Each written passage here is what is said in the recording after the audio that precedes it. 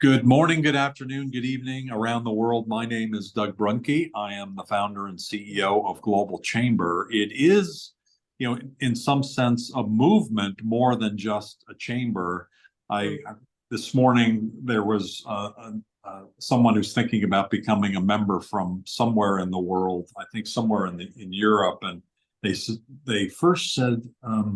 Something about the Global Chamber. Oh, they said something like, "Oh, is this some sort of a franchise that you're trying to sell me?" It's like, well, no, that's not it, but it is. And then he came back. He said, "It sounds like then maybe it's a chamber that's everywhere." And it's like, well, that's starting to get to where we are, and that's what we do. So that's a, in some sense of movement, in the sense of it's different. And so all of you who are involved with things, and many of our Global Chamber tribe are involved with products and services that aren't necessarily down the middle, same as everybody's ever done. We're not commodity people, we're specialty people. We're providing offerings that are different and not for everybody. And very often that requires a movement. So when Darryll Stinson came on as a member and we started chatting, it became very clear to me that he has a special ability, and you'll hear very soon about his life story that's impacted him to be, phenomenal. He has always had undoubtedly this in his characteristic, in his DNA, but through some real significant challenges in his life, he's found ways to turn lemons into lemonade. He's been able to turn these challenges, as Shirzad Shamin talks about, as into gifts. And we're going to learn more about how to do that in our lives and in our business, and to turn our messages into movements. Darryll Stinson, thank you for joining us today. Thank you for your presentation in advance. Why don't you please go ahead and explain more about how you'd like to structure it? I know you've said you love it to be interactive. We've got about 55 minutes.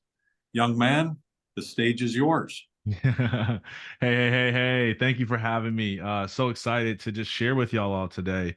What would be helpful is just let me know who's here. Go ahead and drop into the chat. Where is it that you're tuning in from? Where is it that you're tuning in from? Okay. Inevitably today is about turning your message into a movement. And for me, it's important. Like, yeah, I'm a speaker. I can do the story thing. I can give you a presentation. We can all applaud at the end and ask a few questions. But what'll be more powerful is for you to interact, to engage, to ask questions as we go. So this can be as applicable to your business and your life and where you're at and your age and stage as possible. I've been speaking for 10 plus years, and what I've learned is that, man, it's about value. Like, it's about people actually taking action and doing things with the information. It's not about just knowledge itself, right? And so as much as I can probably say some things and you can have pages of notes, I'm more interested in how can we have you apply this into your business model, into your future plans, so that you can experience the benefit of some of the things that I've been able to experience, both directly through my own speaking and indirectly through people that I've coached and trained. So I see we got Michael here from England. We got Caesar from Puerto Rico, sunny Puerto Rico. I love that. Barcelona, Spain, love Spain. Los Angeles, LA, baby. I'll be out there on the 31st, Doug. One of my clients is speaking at a TEDx event. Arizona, I'll be in Arizona the day before on the 30th. That's good. And if Wow. anybody's in Vegas, I'll be in Vegas tonight. Georgia. Okay, cool. Oh, love it, love it, love it. Okay, cool. So we've got some folks here. Um, Let me know when you hear the term message to movement. Let me rephrase that. Based upon your registration, why you showed up today, what's going to be the most helpful for you? Why are you here? What are you interested in taking away from today's training? Go ahead and drop that into the chat. Alfonso from Mexico City. That's awesome. Let me know what's going to be most helpful for you today. What are you looking to take away from today's chat? More impact. Totally love that. Who else? Okay. The other thing too, if you're at a place where you can turn your video on, it'd be great to see your faces. Um, I am wanting to start conversations around innovation, speaking about it. Totally. Love that. How to make the world a better place. Definitely my type of people. I love that. What's going to be helpful for you on today's training as it relates to turning your message into a movement, leveraging speaking engagement, speaking on TEDx.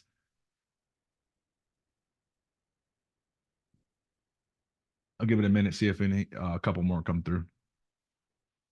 Okay, how to stand out in the noisy world. Totally, totally. It's noisy out here. Advertisements, social media, distractions, elections, propaganda. Beautiful. Okay. I'll keep an eye on the chat as those come in. Um, let me define something. Okay. So again, as if you have questions throughout, feel free to just drop those in the chat. If you want to raise your hand, feel free. Oh, great to see your face. Thank you for coming on camera. Always love to see people's energy, their smiles. There we go. So I can sort of read off that. I do have a tendency to talk a little fast. So if you need me to slow down for a bit, just put like, hey, slow down in the chat. I'm happy to slow down. If I don't see it, just know that I'm not actually talking fast. That means you're just listening slow. Okay, that's what that means. You're listening slow. So when I say a movement, I'll tell you a little bit about how I came to really define what I'm doing is helping people to turn their messages into a movement. So I'll tell you a little bit about my story. So I'm originally from the state of Michigan. It's a town called Jackson, small inner city, and where I'm from, there was a huge racial divide in our community. Like whites didn't hang out with blacks type of stuff. It wasn't like back in the old days where there was all the abuse going on, but it was definitely like there was not a lot of cross pollination in terms of ethnicity and racial. And I was a very smart kid. My mom put me in accelerated learning classes. I was taking like ninth grade math when I was in the third grade. Like I was just smart like that. And what that meant is it made me one of two black students in an all white class. And it wasn't that it was a bad thing. It actually worked for me. People loved me. I was popular. And long story short, if you've seen the TED Talk, is like I had an encounter with a group of black people who made fun of me for being a black kid that talks and acts white. And I learned in the fifth grade that everyone in the school kind of knew me as that kid who talked and act white. And it caused this belief within myself that who I was authentically wasn't enough to be liked or loved by other people. So you take that, and one of the things that happened is I noticed that it didn't matter how many, you know, so it didn't matter what songs I listened to, it didn't matter what people I hung around, it didn't matter if I was hanging out at the basement party with the black people or I was at the bonfires with the white folks in our community. What mattered more than all of that was how well I was doing in sports. And so the better I got at sports, the less I had to be in between that racial divide. And so I took this desire to be liked and loved and accepted by these peer groups and I poured it into athleticism and how to be successful. Ultimately, I earned a full ride scholarship to play football at Central Michigan University and was supposed to go play professionally, but had a back surgery that ended my career, sent me into one of the darkest depressions of my life. I actually attempted suicide multiple times, and I ended up in a psychiatric care facility in Detroit. And so my life changed in that psychiatric unit. I found my faith. I did my first journal entry, saw my first psychiatrist, saw my first counselor, did my first mindfulness exercise, and I started to learn that I could access the same feelings of love and of acceptance and of power and of clarity and purpose through internal work without having the external activity of sports. I say that I learned how to build my life from the inside out, not just the outside in. Now, um, post that experience, I started to get really curious about, man, why am I here? Like, what's my purpose? What's the one thing on the planet that I can do? Like how can I make a greatest impact and all that stuff? And it was very clear message to me internally and also from some of my peers that, man, you should speak, you should share your story. But here's the thing about me is I hated speaking in front of people. I used to be so insecure about speaking in front of people that when you would go around the room and do icebreakers, I would fake like I had to go to the bathroom so that they would skip over me and I wouldn't have to talk in front of other people. True story. In fact, one of my first speeches, I wrote it out word for word, read it into a recording device, left it in my pocket, strung headphones up through my suit jacket, left one earphone in, hit play on the recording, and started to recite what my recording was saying. The problem is that I talk a lot faster than I read. And so I started repeating multiple sentences and I got off track, and it was the most embarrassing speaking engagement that I've done. That's where I started. And so what I noticed is that as I got into speaking, as I invested into development, as I learned from some of the best speakers in the world, Les Brown, Lisa Nichols, Eric Thomas, John Maxwell, man, you name it, I probably have bought something from them to learn because I'm a student and will forever be a student of this gift of this industry. What I learned is that as I started to speak on more and more stages and get better and better at this craft, that it was less about the information that people were taking away, and it was more about the action that they were taking post listening to me speak. For me, a movement is about people modeling your values and your practices.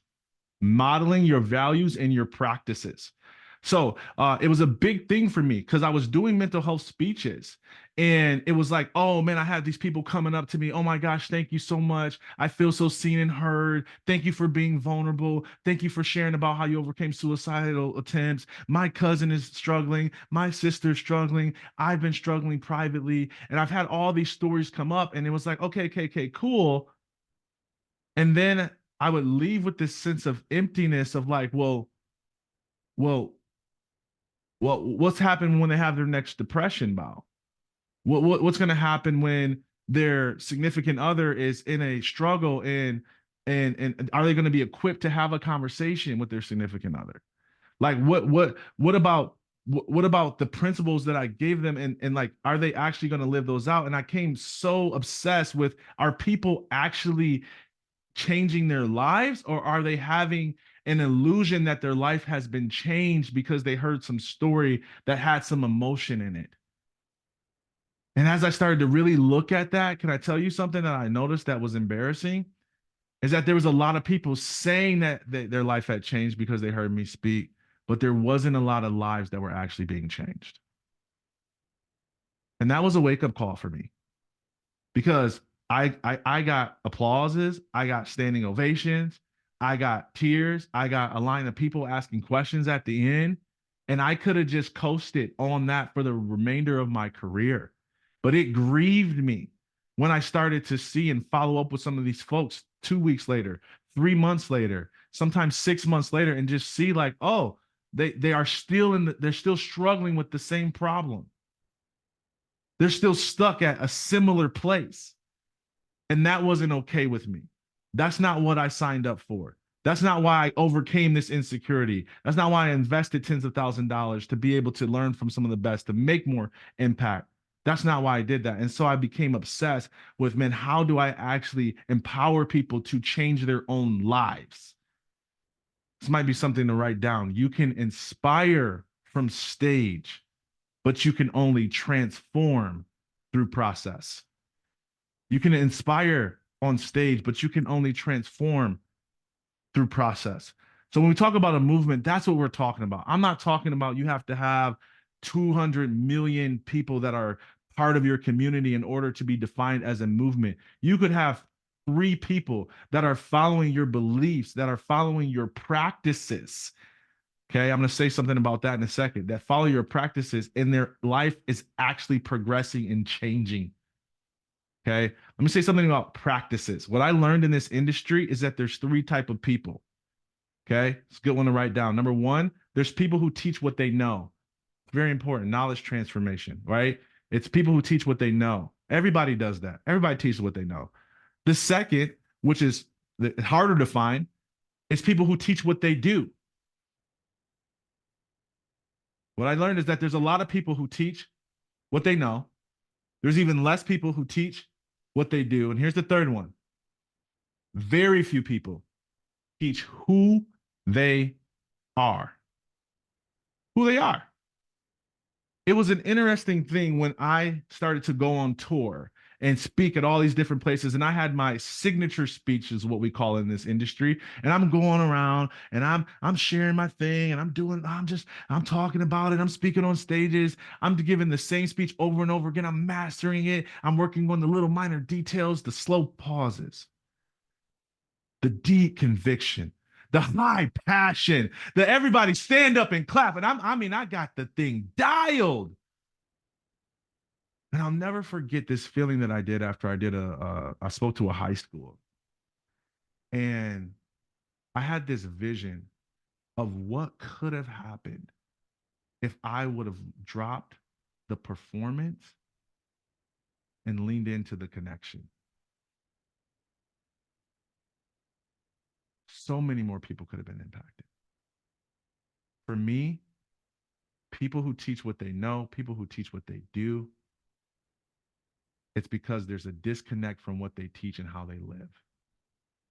And I wanted to make sure that I was always teaching in congruency with how I was being, how I was living, so that they were getting not just a speech based upon something I've studied and learned, but they were getting a mentorship from a way of life that I live continually. Message to a movement isn't just a strategy or a business model. It's a lifestyle. It's a way of being. Okay. So I want you to have that foundation coming in. If you find that your subject matter fits into a movement, how do you differentiate yourself by being more unique in that movement? Great question, Gloria. I'm going to get to that. Okay. So first thing, let's talk about, we're talking about two pillars here. We're going to talk about TEDx. Okay. We're talking about speaking engagements, right? TEDx. I have people start with TEDx for several reasons. Okay. Reason number one is visibility. Okay. As a speaker who's starting out, who's trying to get traction, even if you're just leveraging speaking to grow your business and you're not looking to become like a top speaker, you still want consistent opportunities coming in. And visibility is a big challenge for people because the market is noisy. And so one of the things that, one way I describe it is like, hey, if I am looking for an entry level job and I have a bachelor's degree, I'm amongst a lot of other people who do that. But if I have a PhD and I'm applying for an entry level job and most people have bachelors, it's going to make me the likely choice in most cases, considering that my PhD actually applies to the job that I'm applying for.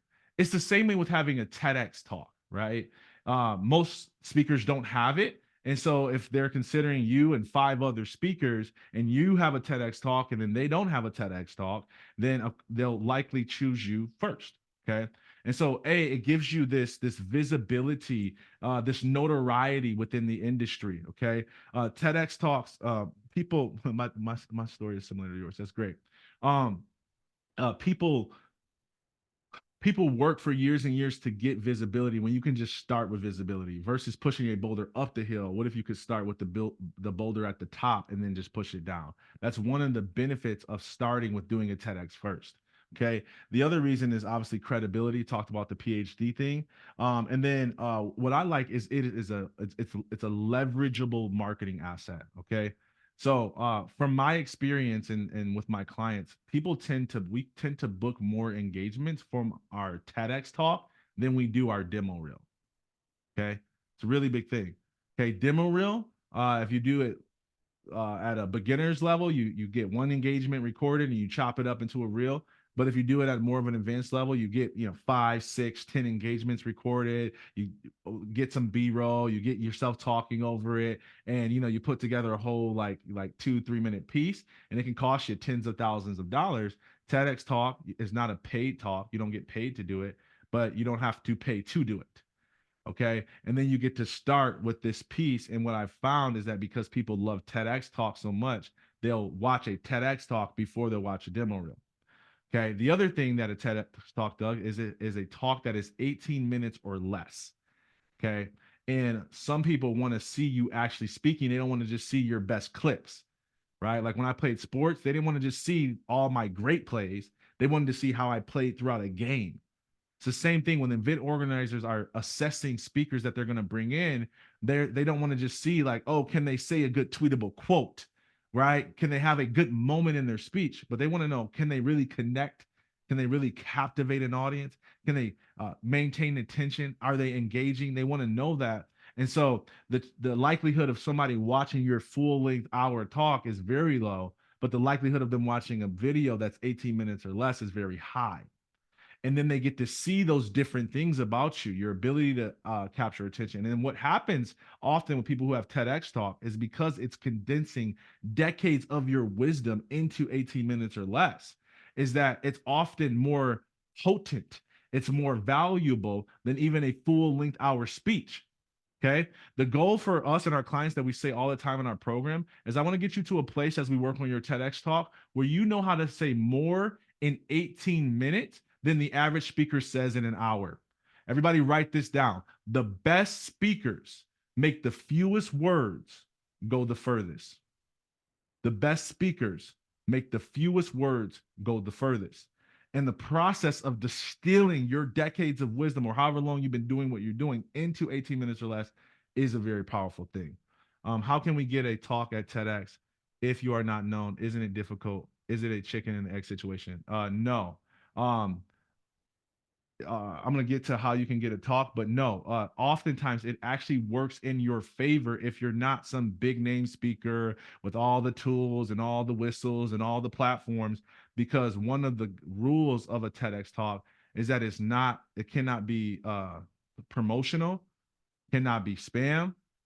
Okay, you cannot promote business product self on that platform. You have to convey an idea worth spreading. So if you are new and a beginner, that is great because they have less concern that you're going to come trying to with an agenda. Okay, so no, and by the way, when I spoke on TEDx, I had been speaking already in the industry, but I wasn't like globally known. And I was still working quote unquote 9 to 5. I was pastoring at a church. Okay. Let me break down for you. I'm a speaker, so it's a little acronym. Let me break down for you TEDx talk, how to turn your message into a movement using a TEDx talk. So you want to write down the word TEDx, TEDx. It's an acronym. I'm gonna break it down for you. TEDx. Okay. T stands for your talk. Okay. Your talk. Uh, TEDx is not a keynote.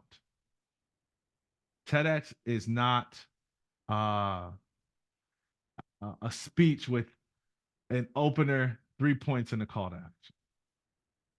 TEDx is about spreading ideas that matter. Keyword there is idea. An idea is a concept. The idea is a philosophy. And what you're doing in the best TEDx talks is helping people to understand a central idea, and you're unpacking that through story, through research, through illustration, whatever your style is, so that that idea can spread in the world. Okay. One of the reasons why ideas are important is you want to think of ideas the same way you would like a zip file on your computer. If you had a 10 gigabyte file if I had a 10 gigabyte file that I wanted to send to Doug, it might take me 3 hours to send that to him over the internet as a raw file. But if I zip it, it might take me 10 minutes. It's not just about making a short speech. It's about making a condensed, potent speech. And so one of the ways that we get to this potency is I have all my clients write out what we call a timeline of their life. Okay. So you'll start from the day that you were born and you start to where you are today, and you'll cover the high and the low moments. The reason why is because we're looking for the sweet spot of where your lived experience and your learned experience combine to create something fresh and unique. Your lived experience and your learned experience. Learned experience, whatever your profession is, you've been doing it for, I said, I've been speaking for 10 years. I learned that. Okay. But then there's also my lived experience, which was my life prior to me getting my degree and going into my career path. And that lived experience combined with my learned experience is where the synergy of a world-class idea was birthed. So as you're looking at it, you want to see what are the themes that I historically have overcome, and how has what I've lived through contributed to what I've learned and what I'm experiencing in my life today.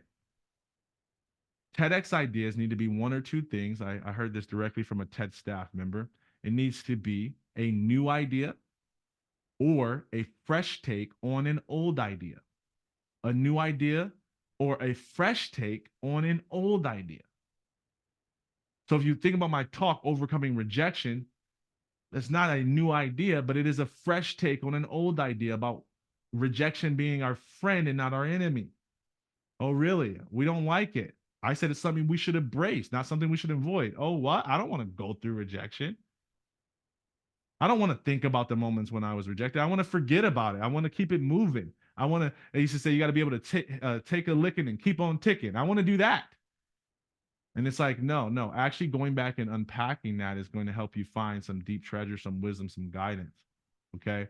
And so you want to think about, where's my lived and my learned experience combined into something that's either a new idea or a fresh take on an old idea. Okay. So much more I can say about that. Let's go to E. E is elevator pitch. Okay. Elevator pitch is basically your application assets. So somebody asked, how do I apply to TED? Okay. So you can go to TED.com. You know what I should do? I should just share my screen since we're such in an informal environment. I'll just do that. Just so y'all can see this. I think it's just easier to see it. How do I go to that browser? Is the question. Is this it?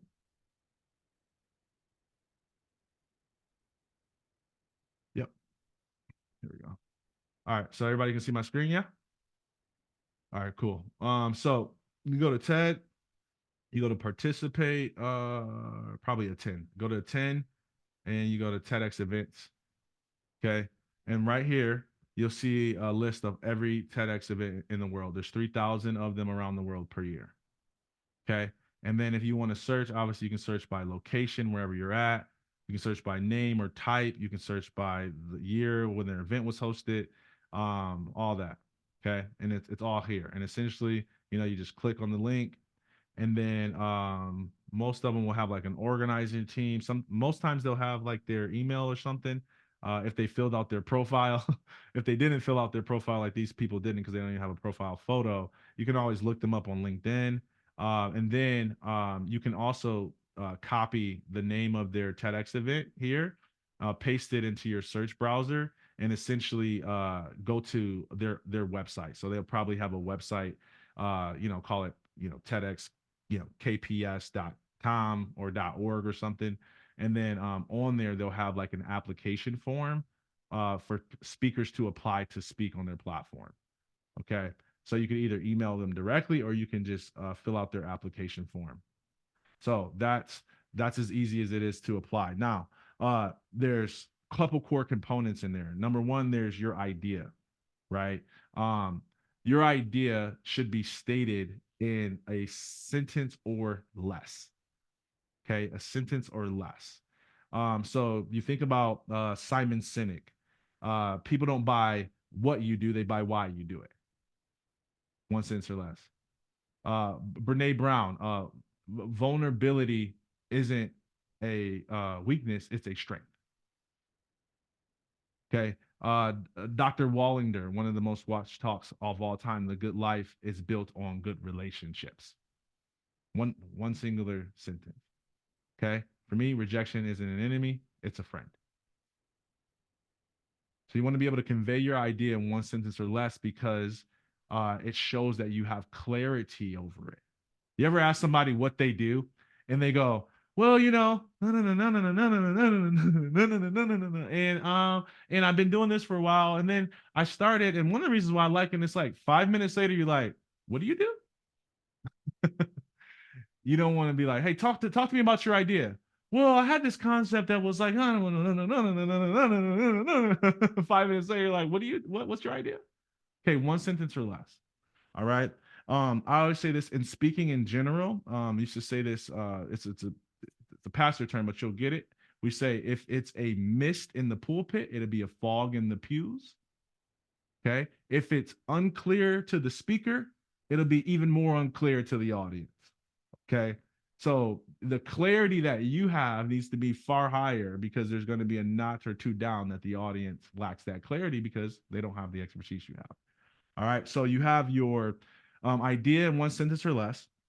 You have a written description of that idea, preferably in 3 paragraphs or less. Then you have your videos, which are a good component, right? So most of them will ask you to record a 60-second or a 2-minute video that explains your idea. It covers the 3 core things. I'll tell you what to cover in the video. You ready? Why this? Why you? Why now? Why this? Why you? Why now? Okay. Why this idea? Why is it important? Why should they care? How is it going to be beneficial to them? Okay. Why you? What's your connection? What's your experience? What's your credibility? What's your story? What's the origin of this idea and how it was birthed? And then why now? Why is it relevant?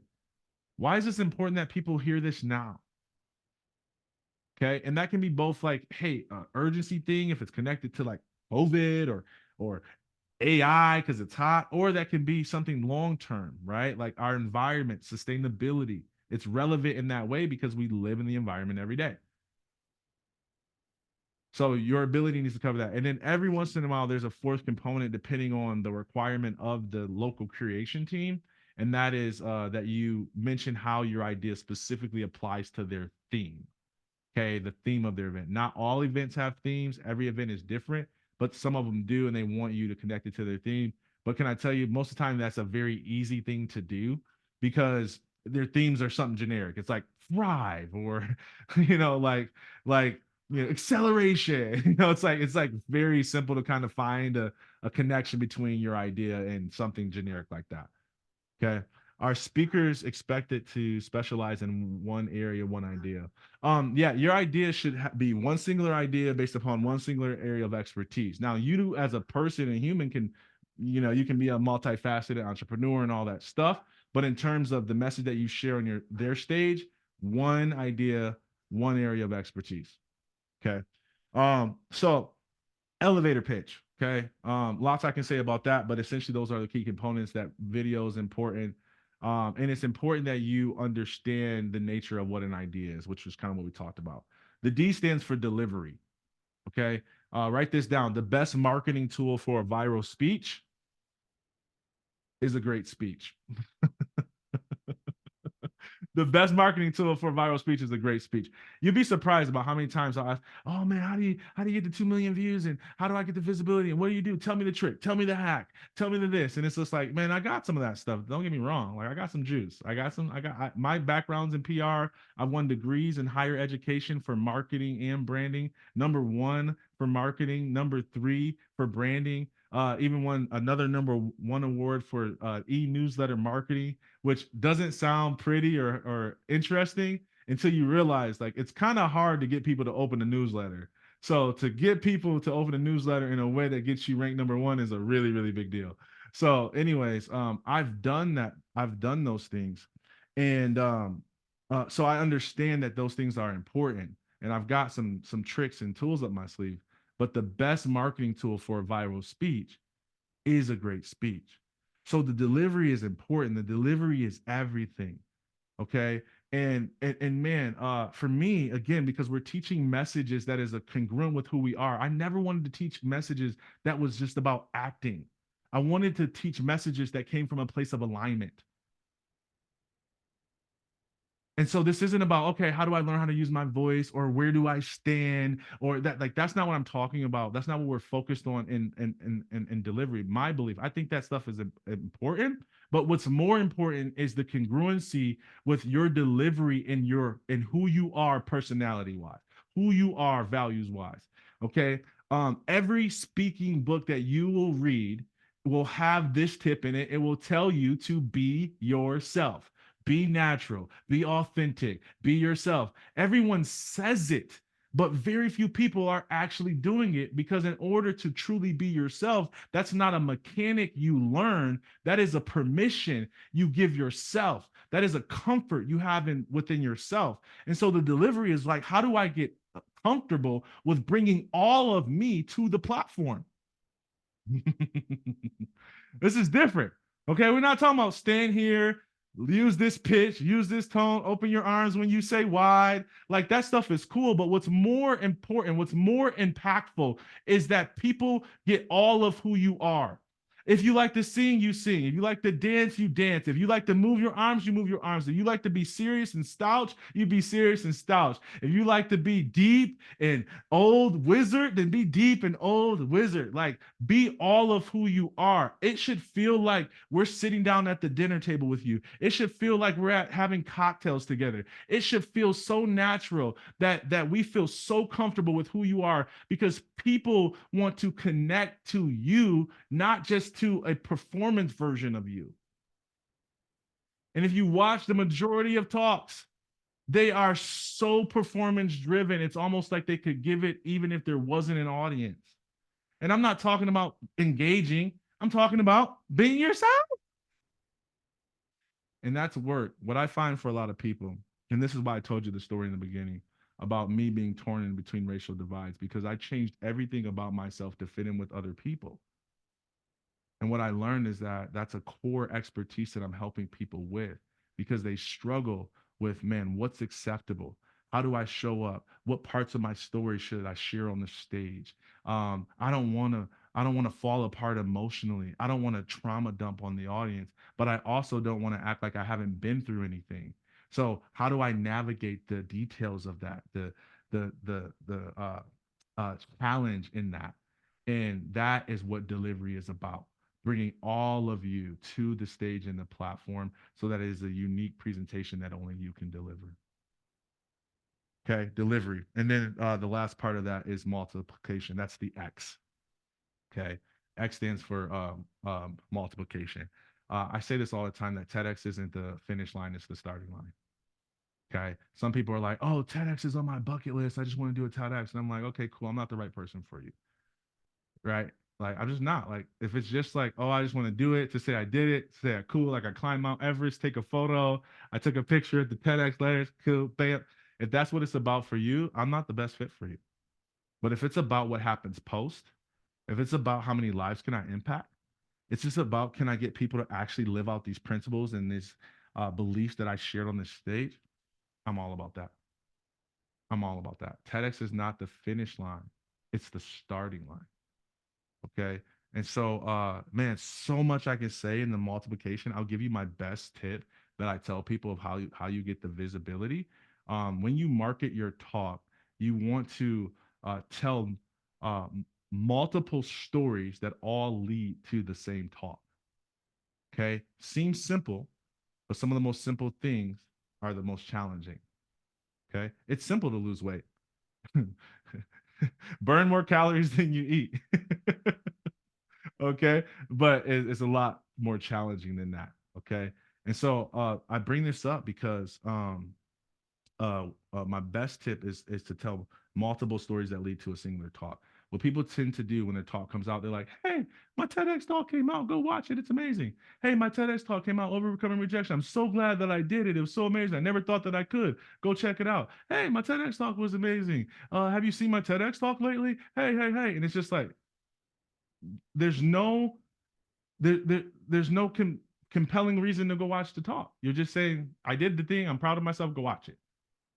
Versus, hey man, I remember when I was thinking about doing a TEDx talk and I was so conflicted about, man, what idea. There were so many different things that I could share. And one of the reasons why I chose talking about rejection is because there's so many people who are stuck in life because they're stuck at their old place of pain. And so I go deep into some of my pain that I experienced and how I turn those moments of rejections to some of the greatest lessons in my life. I talk about it in my TEDx talk. Go check it out.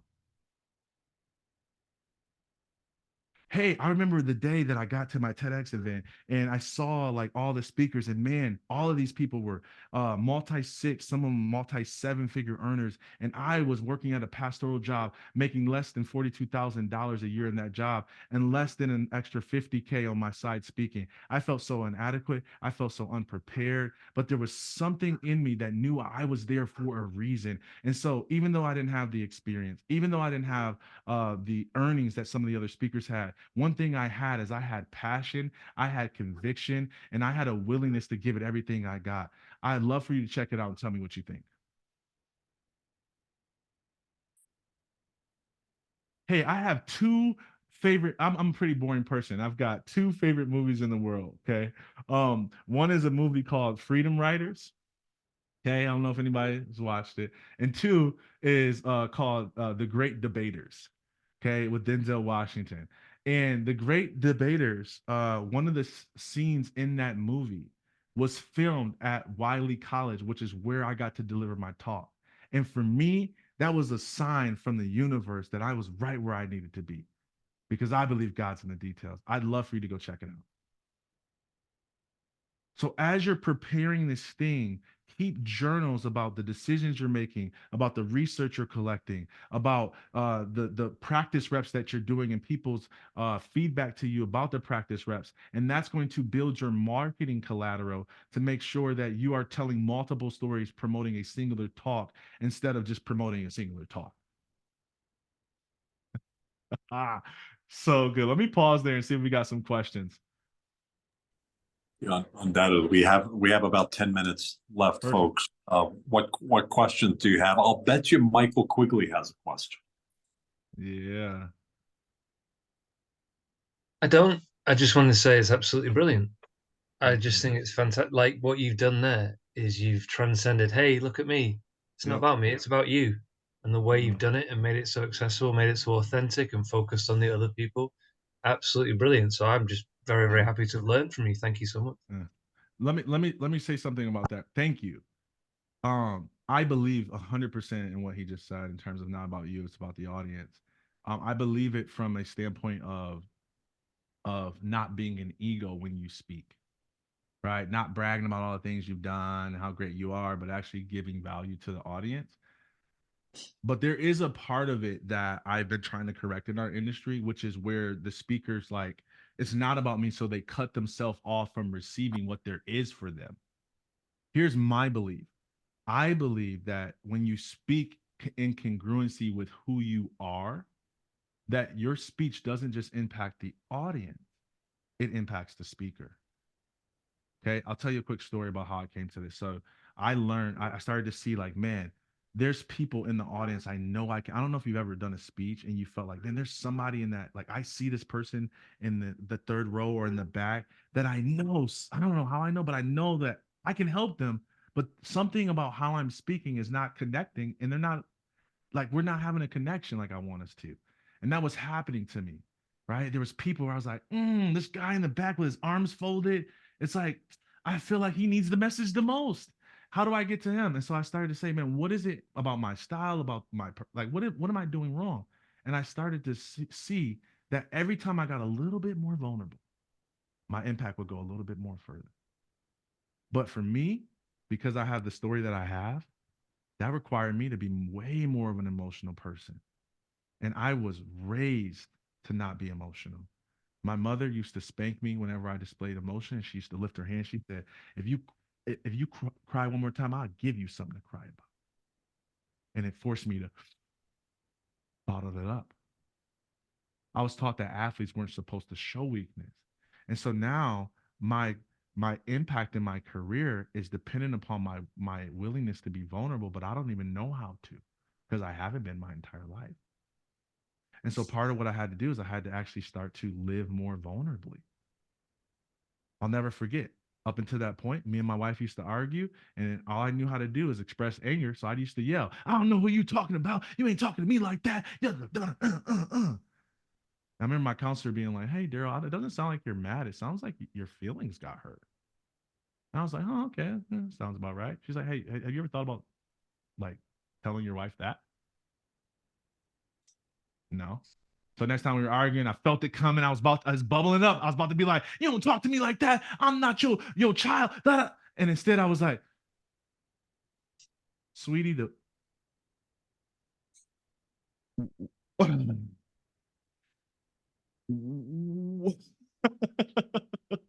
what you said hurt my feelings. Man, man, did it impact my life. The way my wife responded to a husband who was feeling she's hurt was far different than her responding to a husband that was angry.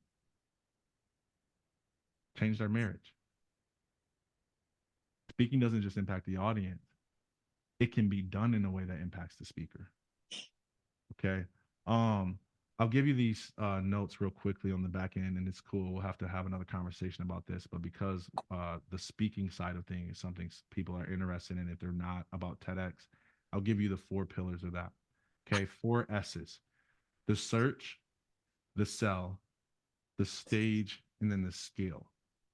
Okay, searching. How do I find the engagements? Where are they at? Where's the opportunity? Sales. How do I close opportunities in a way that's in line?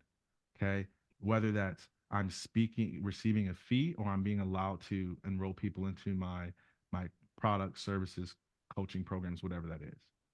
Okay, they call it, get paid to speak or speak to sell. Okay, and by the way, in a way that's not cheesy. We're not trapdooring people. We're not false urgency. None of that. We don't, none of that. Okay, the stage, delivery that leads to action. Okay, teach congruency with who you are, principles and practices that people can implement, and you'll start to see a ripple effect of those actions in people. And then scale. How do you turn one opportunities into multiple opportunities? It's essentially how to dominate that. Okay, again, whether you want to be a speaker or just you leverage speaking online, in person, podcast, webcast, summits, in order to generate leads and revenue for your business. Okay. Everyone, no eye contact with you on this grid. Look at yours. His is perfect. Thank you, Gloria. Awesome. Okay.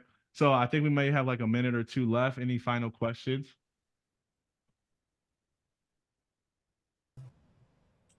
Hey, Darryll, this is Jeff Vigil with My Business Matches. Okay. First of all, I jumped on late, but I'm so glad I did. I got the end part of this, and I'm in the process of my journey of creating my branding and getting out there.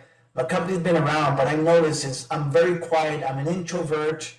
I don't find myself so comfortable on stage and talking to people. And they want me to talk about what I do. I just don't find it. So I find it so helpful. And I was the one who took this. If I can reach you for a follow-up, it'll be fantastic, brother. Thank you so much. Yeah, totally.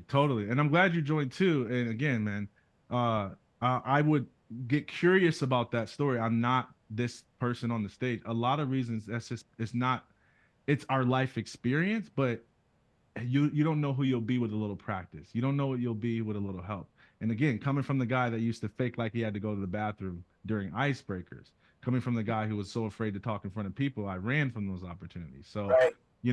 where you get to doesn't have to be where you start. Okay, so yeah, I'm happy to support and open up a conversation. Absolutely. I'm the guy who talks to me. I will make you glassy-eyed, okay, when I talk to you about my stuff. All right? You'll be there I believe it. waiting for the next minute. So thank you. I can tell you come from a deep well. Absolutely. Beautiful. Awesome. Okay. Man, I think it's just something to consider. I don't know what business everyone is in, but I can tell you that there's only, from a person who has an area of marketing expertise, I can tell you that, speaking for me is one of the most aligned, congruent ways to build a business, right? It's a lot of marketing is like, it's not, think of marketing sometimes as like a sample of what you do. Okay, you ever go to the mall and then like that somebody tries to pass you a sample, like try this piece of chicken or try this, this little scoop of ice cream, that flavor. It's like your marketing is like that for people, right? Let me see a little scoop of them. Let me see if I like them. Let me see if I want to try more. And speaking is one of the best ways to sample who you are, because it's not a image trying to depict. It's not image and words and copy and digital representation of yourself. It is who you actually are. your voice, you can hear the passion, you can hear the congruence. You know, you can read people so much better in person than you can online.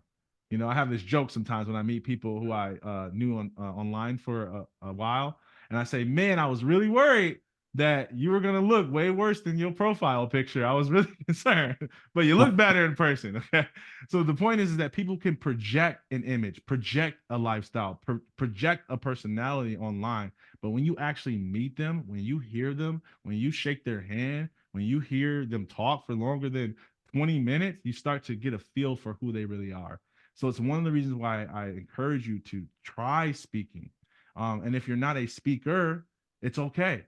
You can speak in a way that's congruent with you. Being a speaker is not about being someone else. It's about being all of who you are. Okay. And there's a lot of work that goes into that. Cool. Amazing. What's next for you? We have a couple minutes left and we'll wrap up, but let's finish with this journey that you're on. And here you are, you've made so much progress. You've been through ups and downs.